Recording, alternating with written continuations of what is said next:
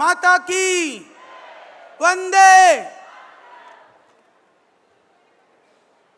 उत्तराखंड देवभूमि, पवित्र भूमि।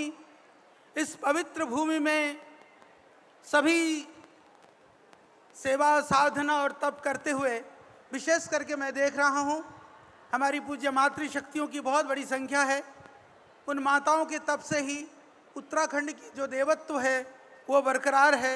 सर्वप्रथम सभी पूज्य मातृशक्ति को बहुत नमन है, प्रणाम है।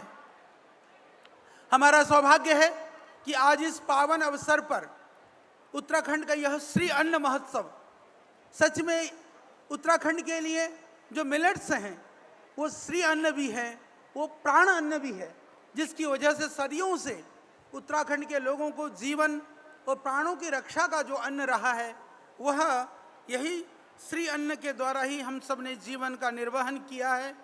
तो आज इस कार्यक्रम में मुख्य अतिथि के रूप में भारत सरकार के बहुत ही यशस्वी मंत्री, जिनके हृदय में, जिनके दिलों में कृषि के लिए, किसानों के लिए पीड़ा है, दर्द है, कुछ कर गुजरने की भावना है, माननीय प्रधानमंत्री जी के नेतृत्व में एक हनुमान की तरह से एक निष्ठ होकर के उस मिशन को मूर्त रूप देने में लगे हैं। आपका मैं बहुत अभिनंदन और वंदन करता हूं।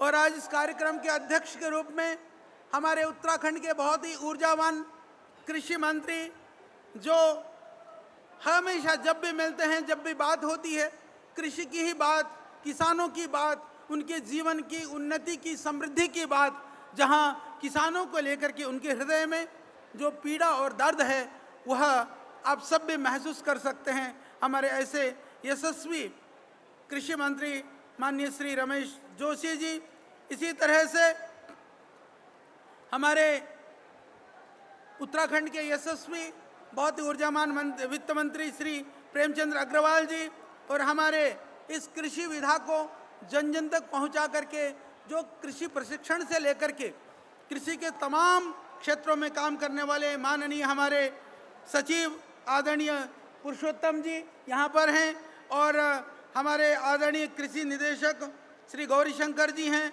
आदरणीय हमारे श्री श्यामवीर जी, भाई आदित्य चौहान जी, सुरेंद्र राणा जी, मंचासीन अन्य अतिथिगण, और यहाँ पर हमारे सम्मुख सभी प्रबुद्ध हमारे अतिथिगण, उपस्थित बंधुओं, भगिनियों, मीडिया के भाइयों। आज यह हम सब के लिए बहुत सौभाग्य की बात है, क्योंकि उत्तराखंड की हम जड़ी बूटी की बात करते हैं। दुनिया के लिए नए जीवन को देने के लिए माननीय प्रधानमंत्री जी के प्रयास से, उनके पुरुषार्थ से एक संदेश उत्तराखंड से जाना चाहिए। जीवन के लिए जड़ी बूटियाँ, जीवन में शक्ति और ताकत के लिए उत्तराखंड के श्री अन्न के द्वारा भारत के लोगों का भरण पोषण। इसके लिए आप सबका जो पुरुषार्थ है, लगभग जो रिकॉर्ड में ढूंढ रहा था, आंकड़े लगभग मैं देखने का प्रयास कर रहा था कि हमारे यहाँ लगभग 7 लाख हेक्टेयर भूमि में जो कृषि होती है उत्तराखंड में, उसमें लगभग यानी 1.33 लाख लगभग यदि देखें तो 20% या कहीं कहीं पर हम 30% मानते हैं, इतनी भूमि में आज भी उत्तराखंड मिलेट्स को, श्री अन्न को उपजा रहा है। और इसमें लगभग ऐसा माना जाता है कि 2 लाख टन हम पैदा कर रहे हैं। तो 2 लाख टन पैदा कर रहे हैं, परंतु जो प्रोसेस और बिक्री के लिए अब मुझे लगता है कि माननीय प्रधानमंत्री जी का जो स्वप्न है, जो उनकी कार्य करने की जो दृढ़ता है, उनकी जो क्षमता है, उनके लिए जो प्रभु की कृपा है, उसके माध्यम से इसका प्रोसेस भी होगा और दुनिया के कोने कोने में यह अन्न इंटरनेशनल मिलेट्स महोत्सव के रूप में जो ये स्वीकार्यता मिली है, यह पूरी दुनिया में पहुंचाने का निमित्त बनेगा। और यह जो मिलेट्स का प्रयोग है हमारे दैनंदिन जीवन में भी कहीं ना कहीं से छूटता ही जा रहा है, उसमें भी हम लोग प्रयोग को बढ़ाएंगे, मुझे यह पूरा विश्वास है। जहाँ तक पतंजलि की बात है, आप सब जानते हैं, आप सबका प्रेम है, भावनाएं हैं, संवेदनाएं हैं। अभी हम लगभग 1200 टन मिलेट्स को प्रोसेस करते हैं और आगे 1 साल के अंदर लगभग 10,000 टन का हमारा मिलेट्स का प्रोसेस का टारगेट है। लगभग जो उत्तराखंड का टोटल उत्पादन का वो 7-8% बनता है, वह हमारा टारगेट है। हम उसको पूरा करेंगे। उत्तराखंड के मिलेट्स को पूरी दुनिया में पहुंचाने का हम काम करेंगे। और मैं आपकी जानकारी के लिए थोड़ा सा निवेदन करना चाहता हूं। बहुत समय से आप बहुत धैर्य से बैठे हैं सभी हमारी पूज्य माताएं, बहनें, भाइयों और हमारे अतिथिगण, कि जो श्री अन्न क्यों कहा गया मिलेट्स को और इसको बढ़ाने की आवश्यकता क्यों है। मैं निवेदन करना चाहता हूं, आज से लगभग 12 वर्ष पूर्व हमने पहली बार उसको देखा, महसूस किया कि हमारे दैनिक जीवन में आहार के रूप में हम ज़्यादा से ज़्यादा गेहूं और चावल के पीछे लगे रहते हैं। गेहूं और चावल के सेवन से ठीक है, वो खाने के लिए, पेट भरने के लिए तो ठीक है, परंतु हमारे शरीर के लिए जो पोषणता की आवश्यकता है, पोषक तत्व की आवश्यकता है, वह उससे पूर्ति नहीं होती है। इसीलिए आप देखना कि आज शरीर के अंदर 40 वर्ष के होते होते कैल्शियम के डेफिशिएंसी होती है, आयरन के डेफिशिएंसी होती है, हम डायबिटीज़ के पेशेंट्स बन जाते हैं, हम बीपी के पेशेंट्स बन जाते हैं। उसके लिए बीपी और शुगर करके हड्डियां घिसा करके दवाई खाने की जगह पर यदि हम ऐसी परंपरा बना लें, बच्चों में ऐसी आदत डालें, बचपन से ही हम ये मोटे अनाजों को, ये श्री अन्न को, मिलेट्स को यदि खिलाने की आदत डालें, 40 के बाद में ये कैल्शियम आयरन की गोली की आवश्यकता नहीं पड़ेगी। ये मैं आपको पूर्ण प्रामाणिकता के साथ इस बात को कह रहा हूँ। यह संदेश उत्तराखंड से जानी चाहिए और हमारे जीवन में भी इतने बड़े आयोजन को माननीय मंत्री जी और उत्तराखंड सरकार ने जो आयोजन किया है, इसके ऊपर जो अवेयरनेस हो, जागरूकता हो, हम सब लोग, क्योंकि दैनंदिन जीवन में मिलेट महोत्सव वास्तव में यह जागरूकता के लिए है। वह जागरूकता हमारे जीवन से प्रारंभ होनी चाहिए।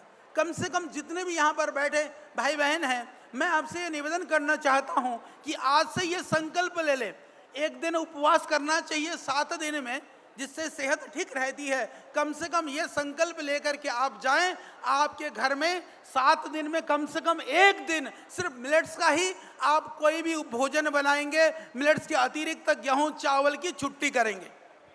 तैयार है इसके लिए? बताइए कितने लोग हैं? 7 दिन में कम से कम एक दिन से शुरू करेंगे। हाथ उठा के जरा अपना समर्थन तो दीजिए। यह है प्रारंभ, यह संदेश। बहुत बहुत बधाई, प्रणाम। यह संदेश पूरे देश में जाना चाहिए। जब अन्न की कमी थी तो हमारे माननीय प्रधानमंत्री लाल बहादुर शास्त्री जी ने कहा था कि एक दिन एक समय उपवास करो। अब समय आ गया है कि एक दिन कम से कम सप्ताह में मिलेट्स का प्रयोग शुरू करो और बीमारियों से बचो। इस संदेश को हमें जन जन तक पहुंचाना है, घर घर तक पहुंचाना है। और मैं आपको बता देना चाहता हूं, रागी के अंदर जबरदस्त फायर जी, बहुत धन्यवाद जी। तो इसके अंदर, एक मिनट भाई, धन्यवाद भैया। तो इसके अंदर बहुत कैल्शियम की मात्रा है और इसके अंदर फास्फोरस होता है, आयरन है, फाइबर है, बहुत कुछ इसके अंदर, प्रोटीन भी है बहुत ज़्यादा। अलग अलग अनाजों में यदि आप देखते हैं, मैं मोटी सी बात बता देना चाहता हूं जिससे आपको पता चले।